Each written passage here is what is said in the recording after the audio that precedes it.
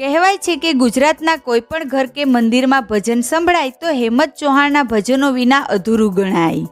હાલમાં જ પદ્મશ્રી એવોર્ડથી સન્માનિત કરવામાં આવેલા ગુજરાતના મહાન ગાયક કલાકાર હેમંત ચૌહાણના માત્ર ગુજરાત જ પરંતુ વિશ્વભરમાં સંતવાણી અને પ્રાચીન ભજનો માટે જાણીતા છે.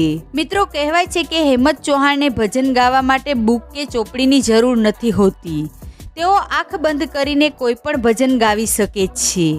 એવું કહેવાય છે કે તેના પર સાક્ષાત સરસ્વતી માતાનો હાથ છે. ઇન્ટરનેટ પર ઉપલબ્ધ માહિતી અનુસાર સામાન્ય પરિવારમાં જન્મ થયો હોવા છતાં ગુજરાતના દરેક વ્યક્તિ સન્માન સાથે તેમની ઇજ્જત કરે છે. પરંતુ શું મિત્રો તમે જાણો છો, મહાન કલાકાર હેમંત ચૌહાણની પણ પોલીસ દ્વારા અટકાયત કરવામાં આવી હતી અને બાળપણમાં ઇન્દિરા ગાંધીએ તેમનો ગાલ પકડીને એક એવો સવાલ પૂછ્યો હતો કે તેનો જવાબ હેમંત આપી શક્યો ન હતો. અને શું તમે જાણો છો કે હેમંત ચૌહાણની કાસ્ટ શું છે? મિત્રો, આજે અમે તમને હેમંત ચૌહાણના જીવન સાથે જોડાયેલી કેટલીક એવી વાતો જણાવીશું કે તે જાણીને તમે પણ હેરાન થઈ જશો. વિડીયોની શરૂઆત કરીએ તે પહેલાં એક લાઈક જરૂર કરજો.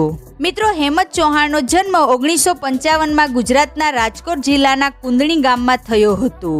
તેમનું વિશેષ પ્રદાન ભજન ક્ષેત્રે છે.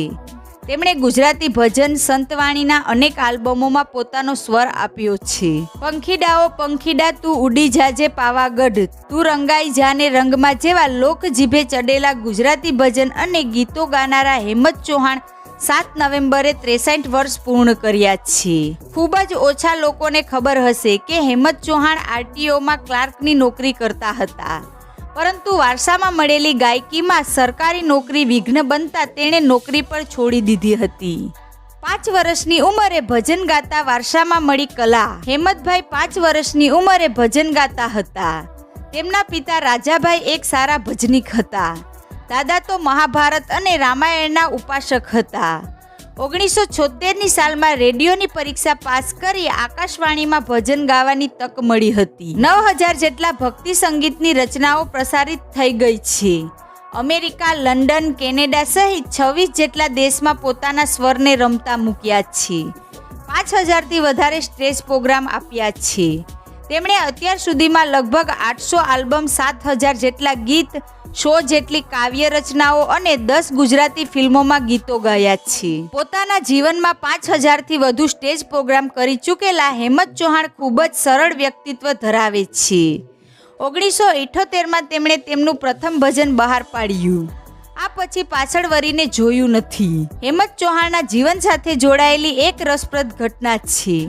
હેમંત ચૌહાણને ઇન્દિરા ગાંધીને મળવાનો મોકો ત્યારે મળ્યો જ્યારે તેઓ ખૂબ જ નાના અને બાળક હતા. હેમંત ચૌહાણે સ્કૂલ ફંક્શનમાં ગીત ગાયું હતું. ઇન્દિરા ગાંધી તેમના અવાજથી ખૂબ પ્રભાવિત થયા હતા. ચાલતા ચાલતા તેમણે હેમંત ચૌહાણ પાસે આવીને પૂછ્યું, તારે શું બનવું છે દીકરા? વડાપ્રધાન ઇન્દિરા ગાંધીના પ્રશ્નના જવાબમાં ચૌહાણ કંઈ બોલી શક્યા નહીં.